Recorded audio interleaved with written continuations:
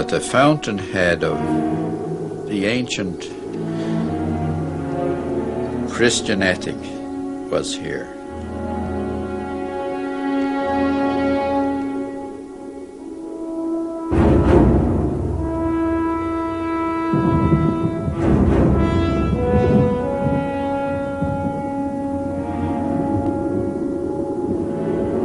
It was originally the task of each member of the order to be a compendium of all knowledge, all known knowledge. That was the reason for the long term of training. If humanity was totally wiped out, except for one individual, he should be capable of re-establishing everything from his own resources. In an old farmhouse in the south of Ireland lives Ben McBrady, a 72-year-old retired civil servant at the Dublin court. His material needs are few, and he manages well on his small pension. Ben reads 4 hours a day, writes poetry, and tends his garden, where he grows most of his own food.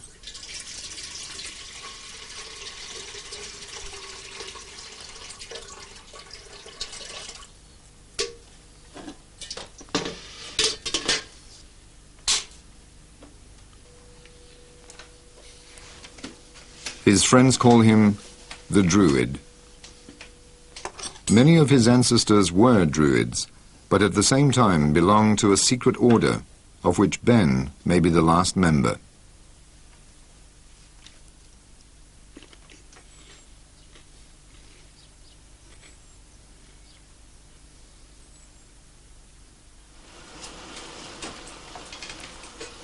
He originally set out to become a priest. Then his uncle, who was a disciple of this mysterious order, changed Ben's destiny by selecting him to become a member. The training started at his 12th birthday and took 18 years to complete.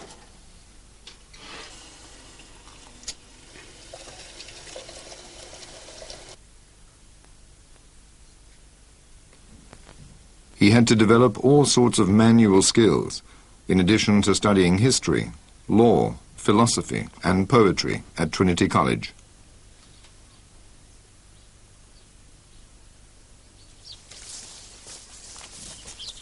At 30, his training was completed, and Ben became part of an isolated triad within the order. Unfortunately, the 2 other members of his triad, Milo and Casimir, died unexpectedly. So now, Ben is alone.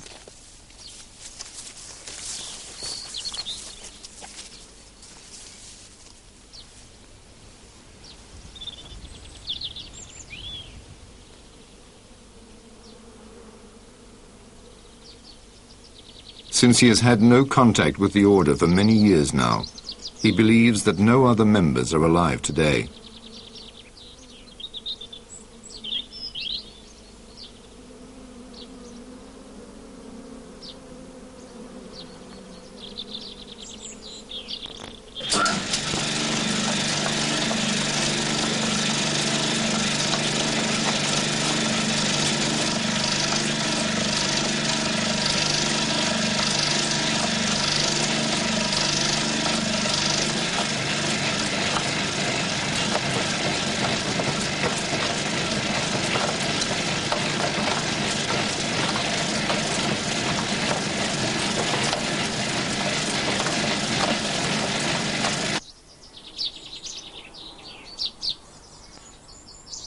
Ben's story could be the final chapter in a long and fascinating history.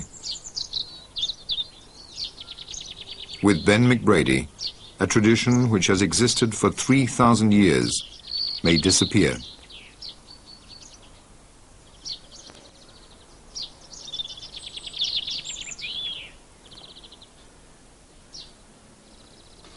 The order of which I may be the last member, by tradition, came into existence after the last great cataclysm or catastrophe which affected the world. Now, with these great and terrible impacts on the earth by great electrical storms being caught up in the tails of meteors or showers of meteorites, civilization as we know it was totally destroyed.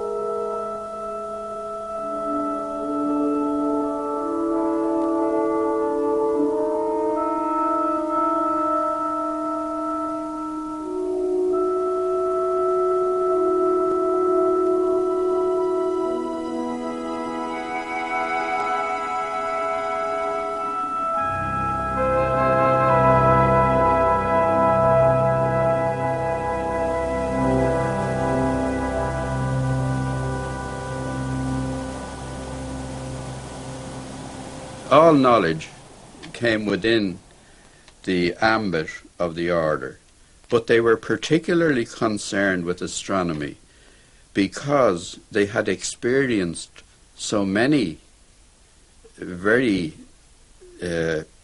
significant calamities, and it was thought that a full knowledge of astronomy would enable them to predict conditions when these calamities were likely to take place and take some kind of action to protect themselves. If you look at the great megalithic complexes in Ireland, you'll see that what are described as passage graves are really bomb shelters of a very primitive kind. They are well above any tidal wave level, and they also afford protection from meteoric showers.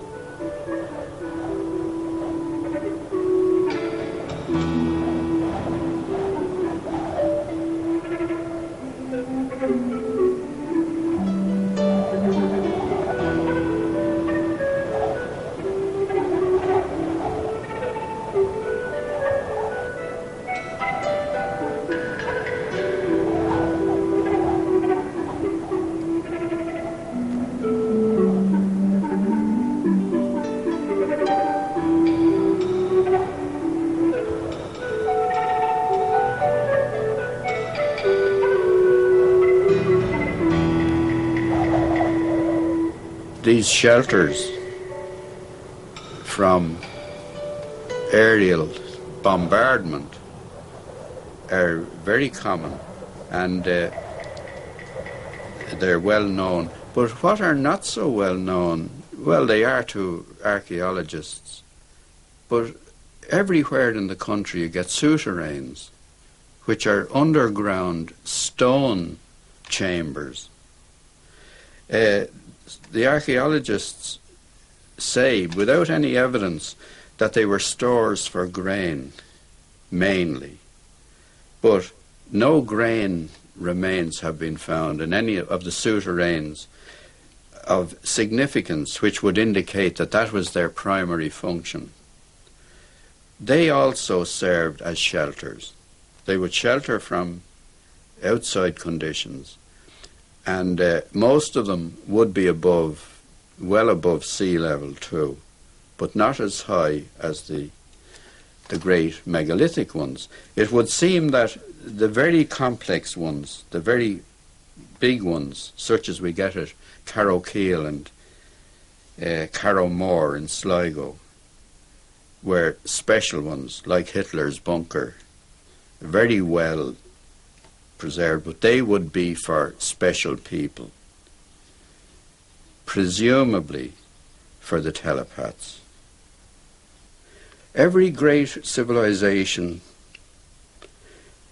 has a record of a period of a golden age when there was no war, no dispute, no lying. And this was attributed to the fact that language had not been discovered, and the telepathic function was the principal means of communication. Now, in relation to the order, those of the few isolated settlements which survived on the European coastline discovered that some retained the telepathic power, but most of them, because of the terrible traumas and trials they had undergone, had lost it. These isolated groups then began to migrate east, and in so doing they had to, in their isolation, develop languages as a means of communication. It does explain why disparate groups scattered all over the earth today have languages with no connection, languages which arose spontaneously. But over and above this, psychics in every community retained a telepathic capacity.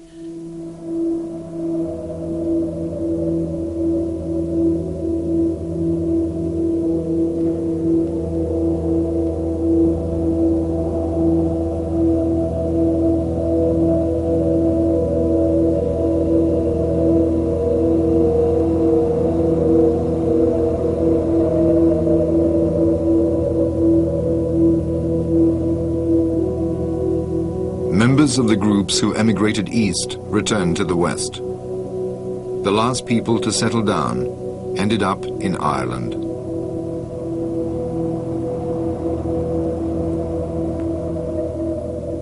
By then, the remaining telepaths had formed a secret order. The order at every stage had to remain outside society, within it, but at the same time not of it. A secret order. Secrecy is not something which we think a good thing, but it is essential for survival. And as society developed, it became more and more essential for survival. The old saying is, where do you hide a pebble but on the beach? You can't keep your order secret by going off into a remote place, into a monastery, and cutting yourself off from civilization. It's essential that you interpenetrate the society. Not for any purpose of power, which is the usual aim of most secret societies, but for your own protection. And a secondary function, as far as I can see, from my knowledge of the history of the order, they tried at every stage of history to influence for the good the way history was developing. And their peculiar faculties gave them the capacity to do so. So they may have saved a few bad calamities in that fashion, that's social calamities. The dangers were very great. The telepathic capacity is the great danger. It's the great source of danger. Kings, princes, made prisoners of telepaths to use them to interpret the thinking of those around them, to know who are their enemies, where the threats came from.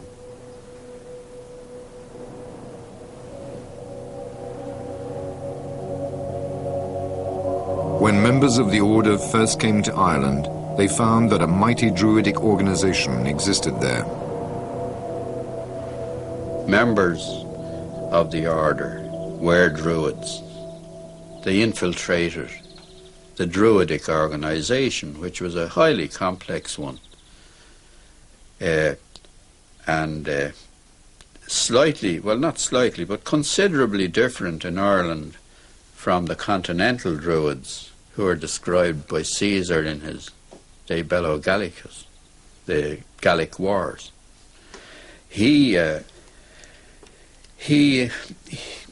Most of his information came from a Druid named Divitiacus, who was living in Rome. And according to Divitiacus, the Druids were the priests and philosophers and astronomers of the Celtic tribes. They were also magicians and lawgivers, possibly priest kings, but he doesn't make that clear. Now, Caesar was particularly interested in the religions of subject peoples, because the Romans believed that if they captured the idols, they had the gods and the people made no more resistance to them.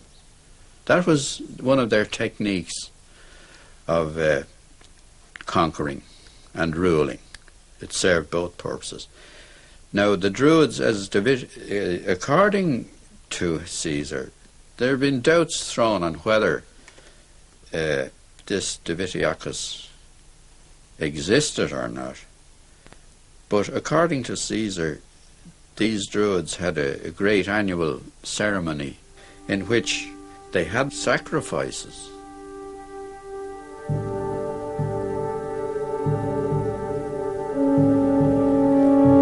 Historians nowadays agree with Ben that no human sacrifices took place in Ireland. However, the Irish Druids did have their ceremonies, among which were the celebrating of Beltane at the beginning of May and Samhain in November.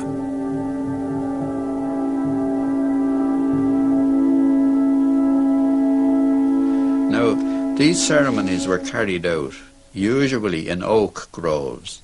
The oak was a sacred tree to the Celts and to a lot of Aboriginal people, or primitive peoples, who saw spirits in rocks and stones and rivers and growing things of all kinds. The name of the oak, the root term for oak is drua, and from drua, from the practitioners under the oak groves, they got the term druids or druidi, which was the Roman term for druids. Now in Ireland, by coincidence, synchronicity, call it what you like, the Druidic Order were worshippers of the god of the sunset, the Da Rua, the red god.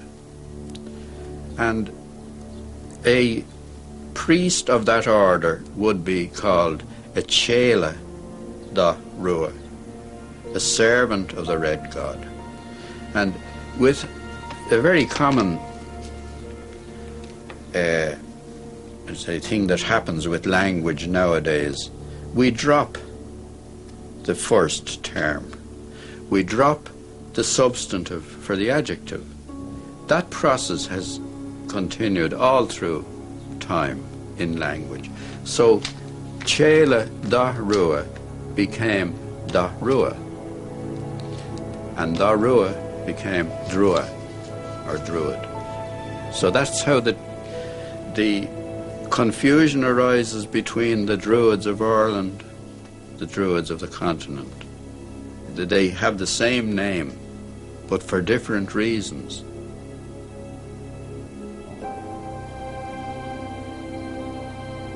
Possibly a lot of the fame and esteem that the Druids earned for their knowledge and wisdom derived from the fact that members of the order were among them. And we have that, I think, manifested best in the case of Lugar MacLugair, whose burial place we'll go to visit. MacLugair was the most important Druid of his time, also a member of the order, and appears to have been an ancestor of mine. For many centuries, priest kings ruled the kingdoms of Ireland. In the 12th century, the leadership function was split in two. The Herenach took care of the worldly matters, while the bishop was responsible for spiritual affairs. Both were hereditary functions until 1699.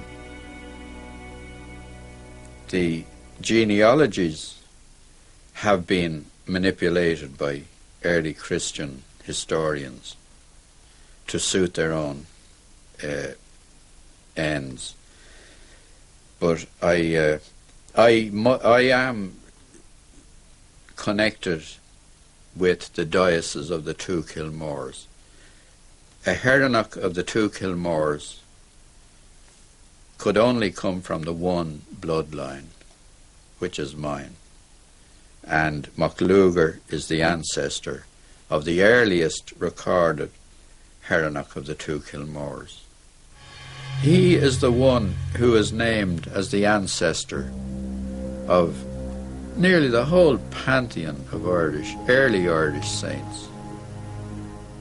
According to official history, the Archdruid Lugar MacLugair was baptized by St. Patrick in the 5th century.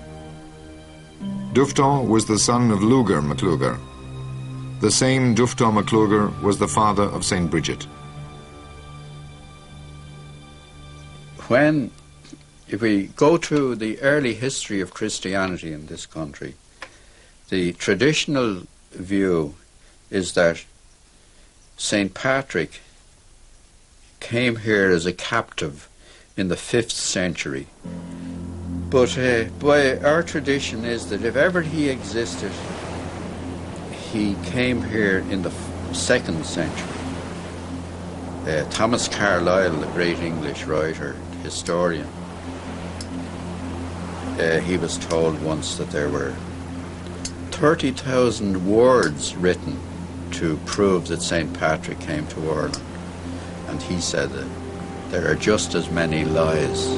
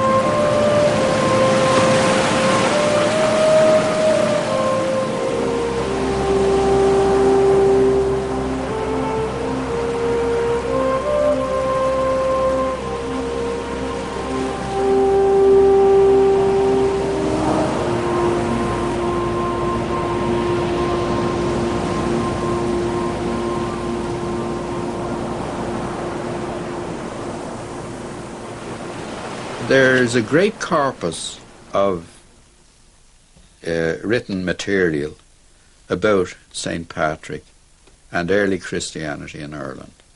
Maybe not so well known, but it's loaded with anecdotes and tales about the interaction of the Druids with St. Patrick and his followers and the conflicts between them, and how, above all, the only one who was able to smooth over the problems was MacLugair and his descendants.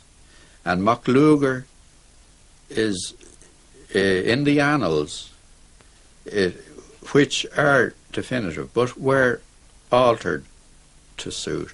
MacLugair, with a number of other filla and scribes, was given the job by St. Patrick of transcribing, putting into writing for the first time, the traditions of the Seancas Mór. The Seancas Mór was the great corpus of knowledge.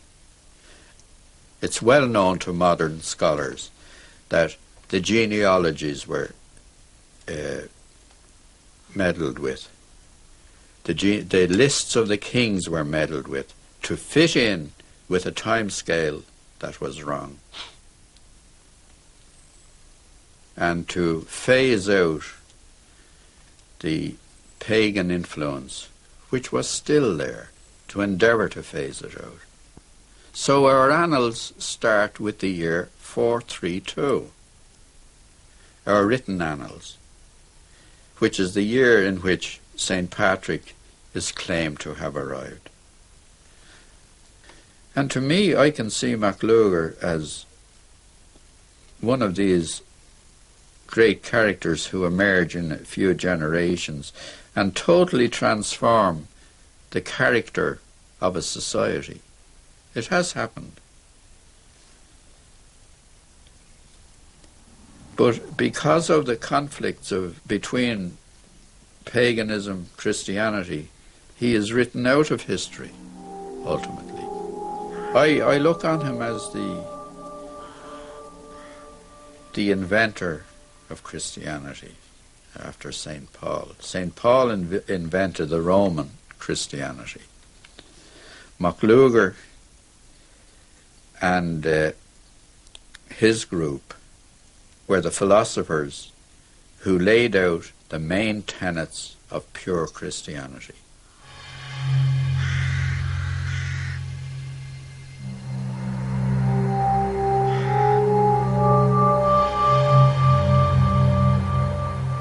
What we recognize as pure Christianity was the old religion carried from here to the east. But it does seem that the fountainhead of the ancient Christian ethic was here in Killeen Cormac. It's a big claim, but over the centuries we have had the phenomenon of thousands upon thousands of Irish missionaries going all over the world, more than any other country, spreading Christianity.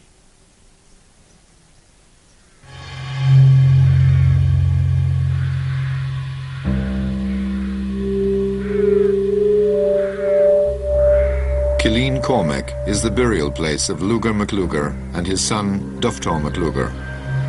The mortal remains of other Druids, kings and saints are also buried here. Yet Killeen Cormac is not an Irish national monument, nor is it listed in any tourist guide. It is not even signposted. It is a secret and magical place.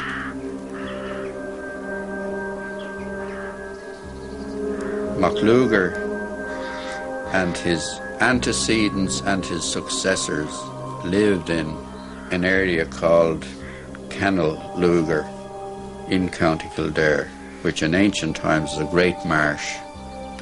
There were two islands in the marsh. One was the settlement of the group, and the other was the temple and the burial place.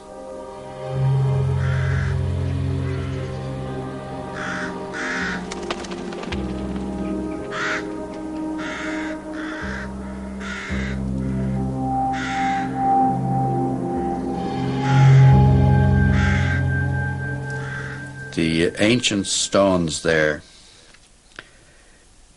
make a link with Christianity in that we have the only Ogham stone in Ireland which has both a Latin and an Old Irish inscription written in Ogham, cut in Ogham on the stone.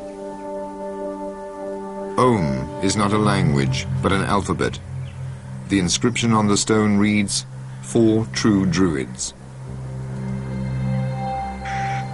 It was one of the places where Jesus, as a wandering scholar, was inducted into the ancient wisdoms of the order and then returned to Palestine to begin his mission over there.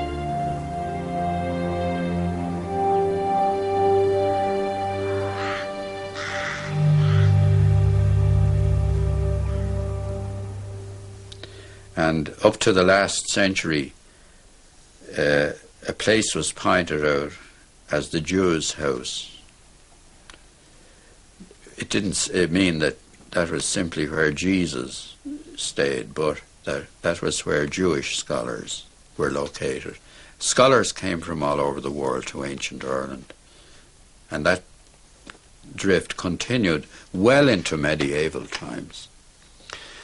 there were over 5,000 foreign students in the great school. Clonmacnoise had that number, but the more important school was in the Midlands, Clonard, St. Finian's School at Clonard. That was the school where St. Columkill was educated. But you must remember that well up into medieval times, those schools, though purporting, and monastic schools and settlements, though purporting to be Christian, were carrying on a pre-Christian philosophy, religion, observance, and were always in conflict with the Roman version of Christianity. These fundamental differences led in 1155 to Henry II getting the papal consent to invade Ireland in order to restore and safeguard proper Roman Christianity. Together with economic reasons, this resulted in nearly 800 years of British rule in Ireland.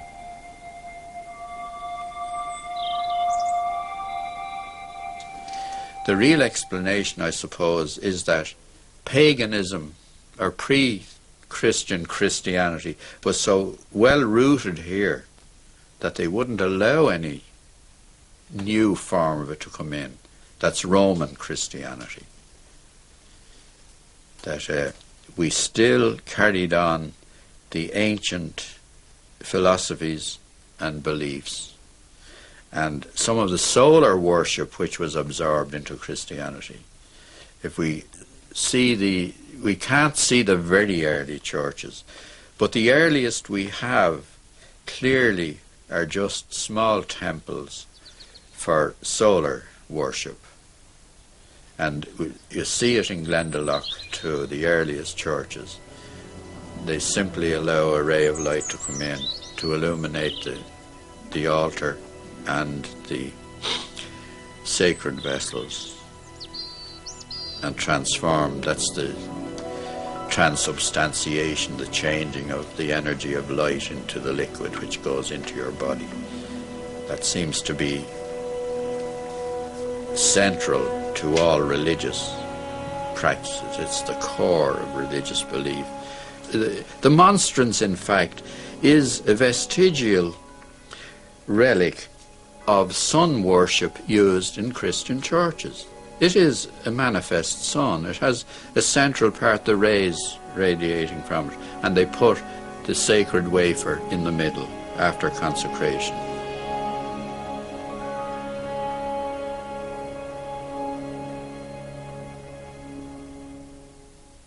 Each king had his Druid. But Christianity, they were incompatible with Christianity, and they disappeared as a group. The order, however, continued to survive by adapting itself to Christianity and becoming part of the Christian organization, but keeping its traditions, keeping its beliefs, and acting inside Christianity, the Christian matrix.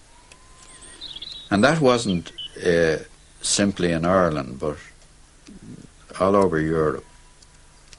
And we find then MacLugair not only adopting Christianity, but becoming the ancestor, as the genealogy shows, the ancestor of most of the early Christian saints in Ireland, and the ancestor of the royal houses, including my own, the bishops of the Two Kilmores. Consequently, a good proportion of the order existed within monastic communities, religions of all kinds. In this country, it may have narrowed down the number in that, so far as I'm aware, the surviving members of the order had to have several primary requirements for admission. A, they had to have telepathic power. B, they had to be poets. C, they had to be of the priestly bloodline. And in ancient Ireland, the priestly bloodline was the ruling line, because it was priest kings who ruled. It's very likely that some of the very prominent and very strange religious characters in medieval times were members of the order. They did manifest the qualities of those of the order. From my study of history, that appears to me to be the case.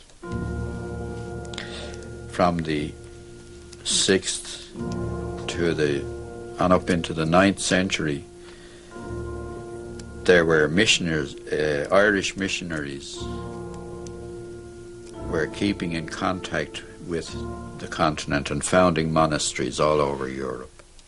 But these monasteries, because I think of the influence of the order, were monasteries of Pelagianism, not of the Christianity as we know it. Pelagius was eventually condemned as the arch-heretic. He was the first and the greatest heretic according to Christian history. But in fact, Pelagianism was the ancient religion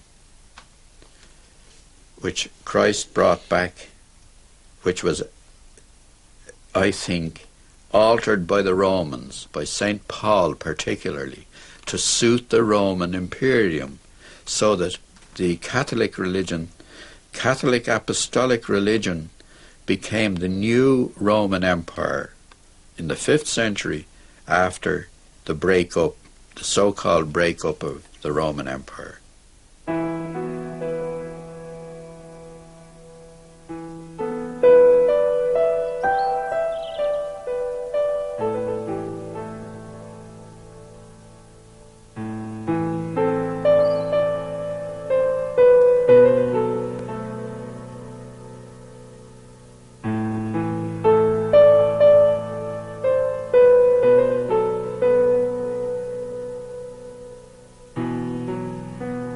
It was originally the task of each member of the order to be a compendium of all knowledge, all known knowledge. That was the reason for the long term of training.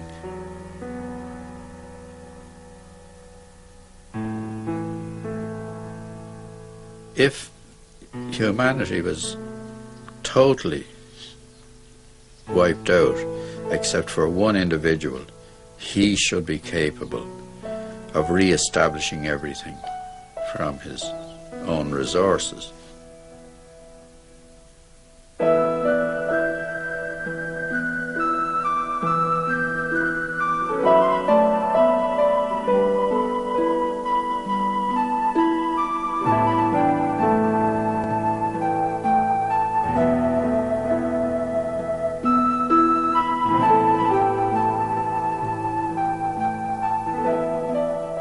Now, because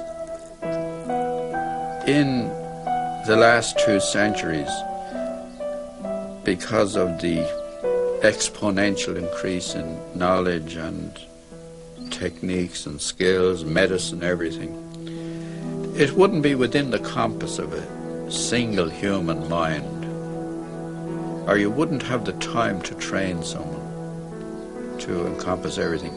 The system of triads was developed, whereby 3 were brought together. Ben, Milo and Casimir formed such a triad. Because of their telepathic powers, each was able to draw on the other's knowledge. But because of the increase over the last 50 years in radio and telecommunication, telepathy has become impossible. According to Ben, all human communication, language itself, is suffering severe damage. And that is why it was a primary function of the order to preserve language. Language is a kind of magic by which we trigger off telepathic transmission of messages between us. And if you look about the world today, we are becoming more and more confused, more and more cut off from one another. We're all living in our own little realms of unknowing. This is the great dilemma of our times. We will never have an end to cruelty and war and oppression and greed and all these evils that we see bubbling all the time. This is a thing which I believe very strong. I know it. I don't just believe it. I know it. I see it about me and I sense it. There has to be a great revolution of the spirit. Otherwise, the world is finished. It doesn't need the atomic bomb. It doesn't need any of the worst horrors of modern technology, the smart bomb, mustard gas, nerve gas. We will destroy ourselves in some other fashion. But it's essential the amnesia is got rid of, that we get back to a state of primitive thinking, clear. Technology must be brought under proper control. We, in the Order, we never condemn technology because it has given great benefits to humanity. It has taken away a lot of suffering and pain in medicine, and it has enabled knowledge to be diffused much better. But at the same time, it has outstripped the development of the spirit. And then the evil side of technology. We've seen its results everywhere. So this revolution of the spirit will have to be achieved. And this time it'll have to be achieved without the help of the Order. So the Order has ceased, in my opinion, to have any further function in society. When people say to me, "Oh, do you not feel in despair because you think you're the last of the Order?" And I quote Tennyson to them. Tennyson says, "The old order changeth, yielding place to new, and God fulfills himself in many ways, lest one good custom should corrupt the world." We must change. A new order will evolve, a new order will emerge. It's either that or total destruction. And when I say total destruction, it doesn't mean absolute annihilation, but the ending of things as we understand them.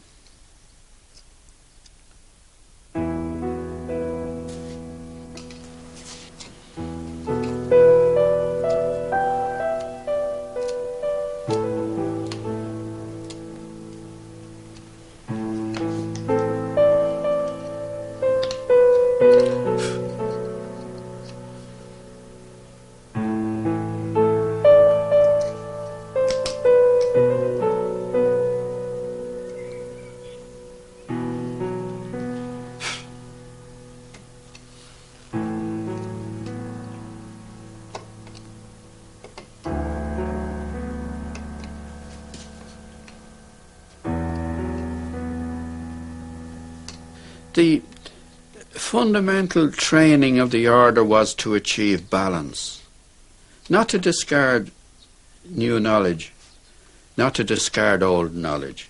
Keep a balance between them. Keep a proper balance in everything. That faculty has been disturbed. Order depends on a balance of forces. You can't have a cosmos, as Einstein says, designed by an idiot. There has to be order. In fact, the meaning of cosmos is order, as against chaos, which is disorder. The balance between these two forces must be achieved. As a natural law, as a fundamental law that we know inherently, we know intuitively that that is so.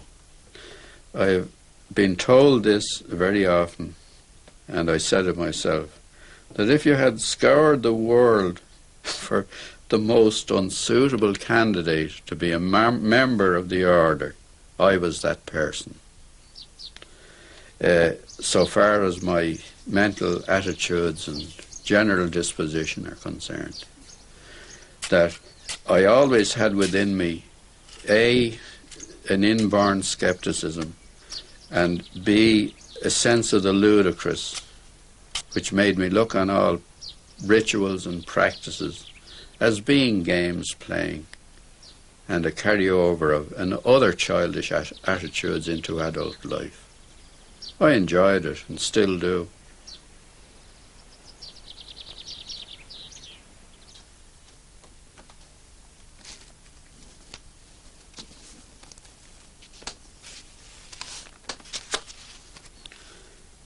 He kissed me under the Moorish wall, and I thought, well, as well him as another. And then I asked him with my eyes to ask again, yes. And then he asked me, would I? Yes, to say yes, my mountain flower. And first I put my arms around him, yes, and drew him down to me, so he could feel my breasts all perfume. Yes, and my heart was going like mad, and yes, I said yes, I will, yes.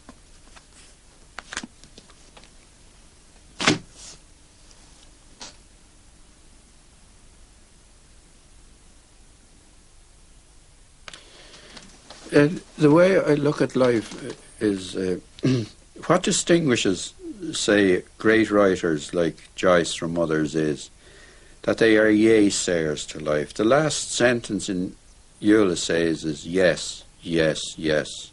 Molly Bloom is saying yes to life. So I was taught that lesson, that we must say yes to life. We must take the positive. The other side lies death and destruction, which is created by us. We can create death. We can't create life. And man is engaged to the limit of his faculties and abilities in creating death. That's why a great transformation has to come. Otherwise, everything goes. That's the moral I derived from that whole issue. So now I continue travelling hopefully, which is better than to arrive.